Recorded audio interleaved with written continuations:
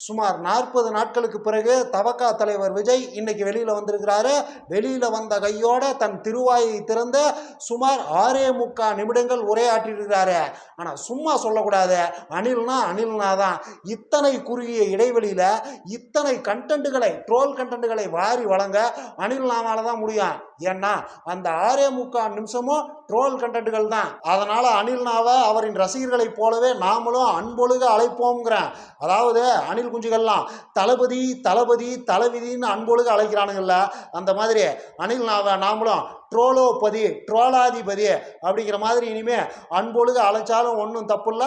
ஏன்னா திரும்பவும் சொல்கிறேன், இவ்வளவு குறுகிய ஸ்பீச்சில் இத்தனை ட்ரோல் கண்டென்ட்டுகளை வாரி வழங்க அனில்னாவால் மட்டும்தான் முடியும். மற்றபடி இந்த கூத்தெல்லாம் எங்கே நடந்ததுன்னு கேட்டிங்கன்னா, இன்றைய தாவேகாவின் செயற்குழு கூட்டத்தில் தான்.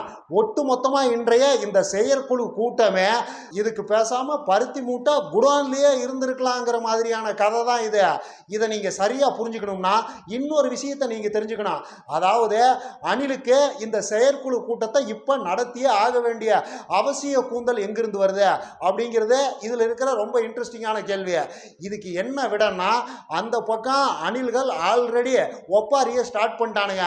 அனிலுக்கு எதிராகவே பொங்க ஆரம்பிச்சிட்டானுங்க. அதாவது நீ கட்சி நடத்துறேன்னு சொல்லிட்டு தெரியுற, நாளைக்கு 6 மாசத்துல ஆட்சிக்கு வர்றேன்னு சொல்லிட்டு தெரியுற, கரூர்ல ஒரு இன்சிடென்ட் நடக்குது, அவ்வளோதான் பனையூர் பங்களாக்குள்ள அன்னைக்கு போய் பூந்தவன் தான் இது வரைக்கும் வெளியிலேயே வரல, ஒன்றும் பேசவும் மாற்ற, உன் தரப்பு நியாயம் இதுதான் உனக்கு வெளியில வந்து சொல்றதுக்கும் வக்கு கூந்தல் கிடையாது.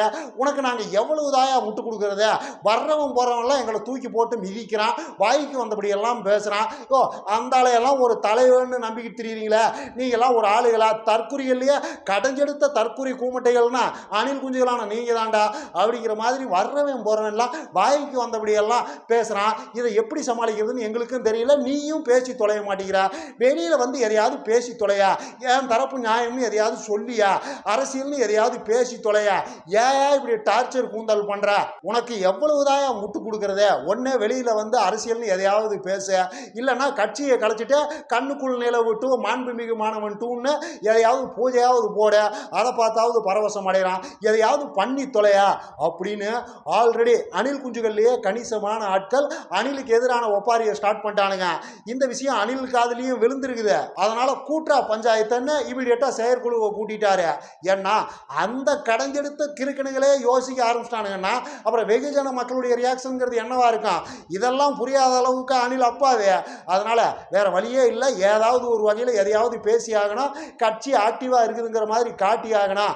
அணில் குஞ்சுகளுக்கு மட்டும் இல்லை, இன்னும் பிற பொதுமக்களுக்கு அதை காட்டி ஆகணுங்கிற ஒரு நெருக்கடியில தான் அணில் இந்த செயற்குழு கூட்டத்தை இன்னைக்கு கூட்டியிருக்கிறாரு. இந்த இடத்துல தான் அந்த பேசாம பருத்தி மூட்டை குடோன்லயே இருந்திருக்கலாம்ங்கிற அந்த மேட்ரு வருது.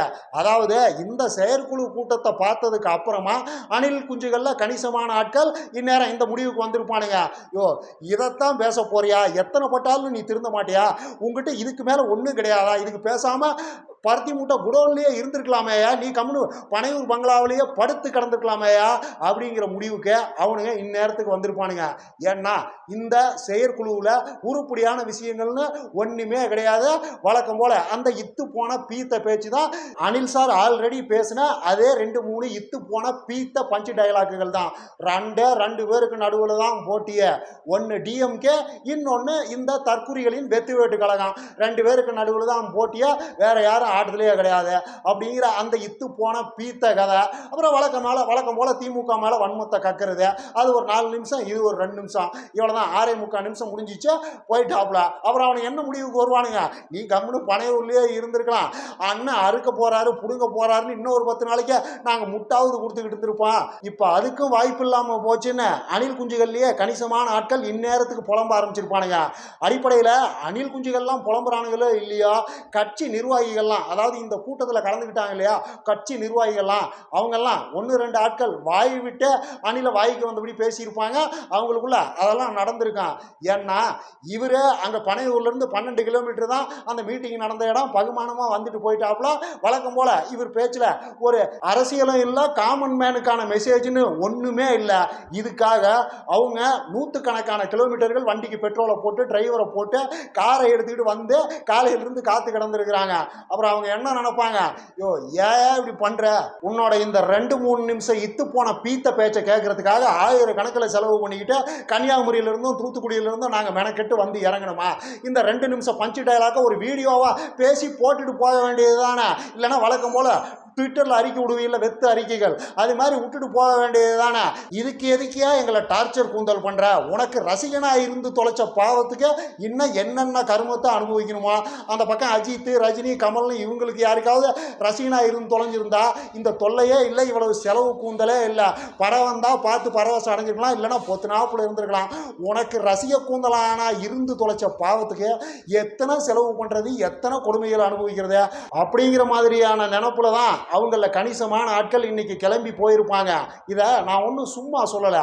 அதாவது இன்னைக்கு அனில் சாரோட பேச்சை கேட்டிங்கன்னா ஒரு மாதிரி குமார் பயப்படுற மாதிரி தான் தோணுது.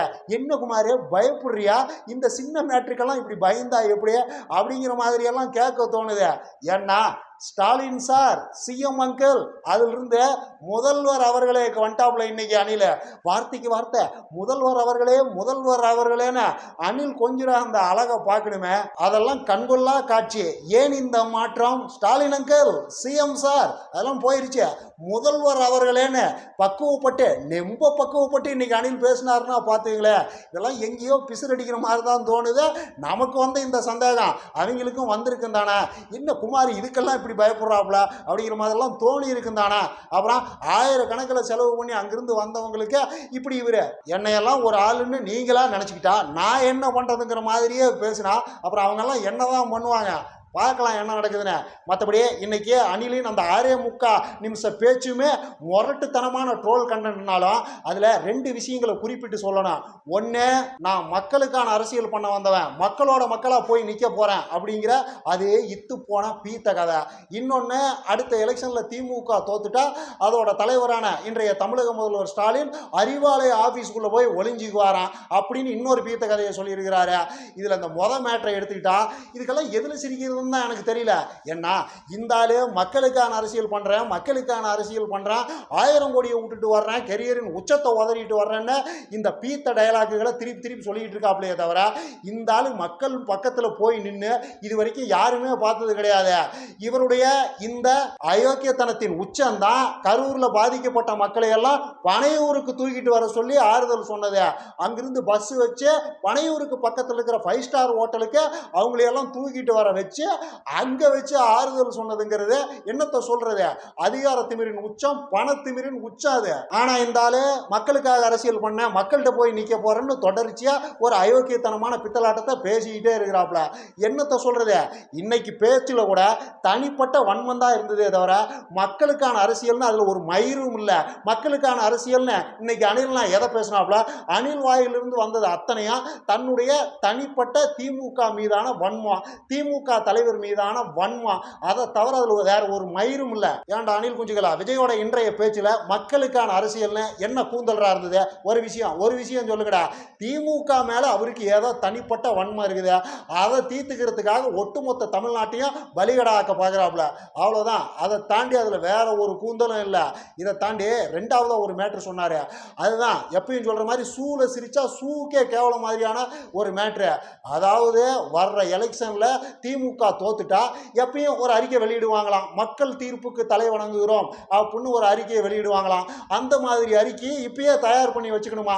ஏன்னா வர்ற எலெக்ஷன்ல கன்ஃபார்மா திமுக தோக்குமா, இவர் தான் ஜெயிப்பாராம். ஸோ அப்படி ஒரு அறிக்கையை இப்பவே ரெடி பண்ணி வச்சுக்கோங்க.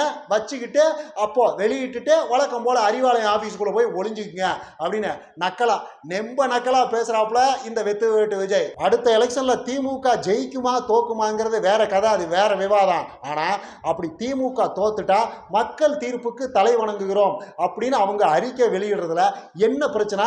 அதுல நக்கல் பண்றதுக்கு என்ன இருக்குது?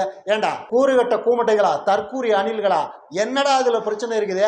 ஜனநாயகத்துல வெற்றி மாதிரியே தோல்வியும் மிக இயல்பான விஷயம், தவிர்க்கவே முடியாத ஒரு விஷயம். அப்படி தோத்துட்டா மக்கள் தீர்ப்புக்கு யாரா இருந்தாலும் தலை வணங்கி தான் ஆகணும். தலை வணங்குறவங்க தான் உண்மையான தலைவர்கள். உண்மையான கட்சிங்கிறது நீண்ட நெடுங்காலத்துக்கு அரசியல் பண்ணணும்னு நினைக்கிற எந்த கட்சியா இருந்தாலும் மக்கள் தீர்ப்புக்கு தலை வணங்க தான் செய்வாங்க.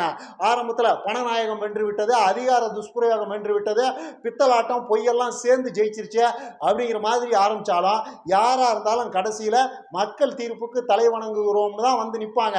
அதுதான் ஜனநாயகத்தின் மாண்பு, அதுதான் ஜனநாயகத்தின் உயிர் நாடு, அதுதான் இயற்கையின் நியதியும். என்ன திரும்பவும் சொல்றேன், ஜனநாயகத்தில் மக்கள் தீர்ப்பு தான் இறுதியானது.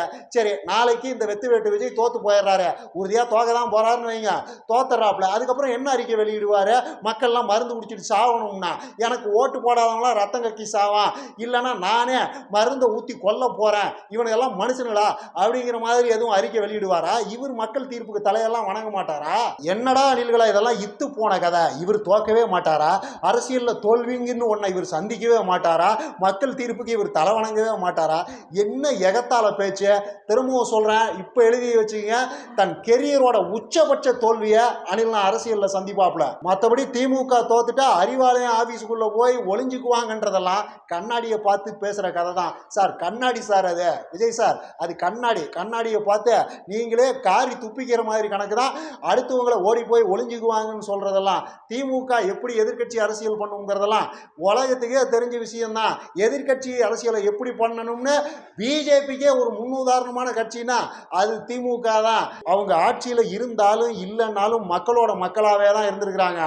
ஆட்சியில் இருந்தாங்கன்னா அதிகாரத்தில் இருக்கிறதுனால லைட்டா மக்கள் இருந்து அந்நியப்பட்ட மாதிரி ஒரு தோற்றம் வரும், அவ்வளவுதான். அப்பயும் அவங்க விலகியெல்லாம் போறது கிடையாது, ஆனா அதிகாரத்தில் இருக்கிறதுனால அப்படியான ஒரு தோற்றம் வரும். அதுவே எதிர்கட்சினா சொல்றதுக்கு ஒன்றும் கிடையாது, மக்களோட மக்களாவே தான் இருப்பாங்க. நீங்க அவங்கள எத்தனை தடவை தோக்கடிச்சாலும், எத்தனை தடவை எதிர்கட்சி வரிசையில் உட்கார வச்சாலும், எதிர்கட்சியாவே இல்லாம பண்ணினாலும் திமுக என்றைக்குமே இந்த மக்களை விட்டு விலகி போனதே கிடையாது. இந்த மக்கள் விரோத நடவடிக்கைகளில் யார் ஈடுபட்டாலும் அதை தட்டி கேட்கறதுலையும் தடுத்து நிறுத்துறதுலையும் திமுக மாதிரியான ஒரு கட்சி இருந்ததே கிடையாது. இனிமேலும் அப்படி ஒரு கட்சி இருக்குமாங்கிறது சந்தேகம்தான்.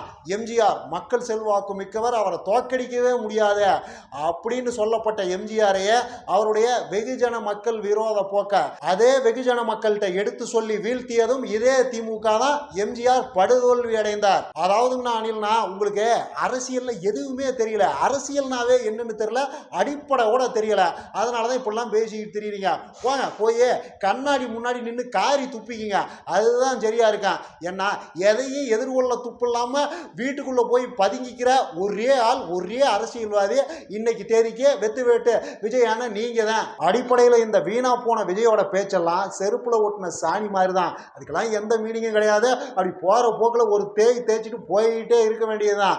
இருந்தாலும் இந்த பேச்சுக்கெல்லாம் எதுக்காக இப்படி மெனக்கெட்டு விளக்கம் சொல்லிட்டு உக்காந்துருக்கிறோம்னா, அங்க ஒரு கிறுக்கு கூமட்ட கூட்டம் இருக்குது, நிழலுக்கு நெஜத்துக்கு வித்தியாசம் தெரியாம இந்த வீணா போன விஜய் எல்லாம் ஒரு ஆளு அரசியல்வாதின்னு நம்பிக்கிட்டு தெரியுது. அவங்களோட சேர்ந்து நாமளும் பலியாக முடியாதுல்ல, நம்ம வாழ்க்கையும் பணைய வைக்க முடியாதுல்ல.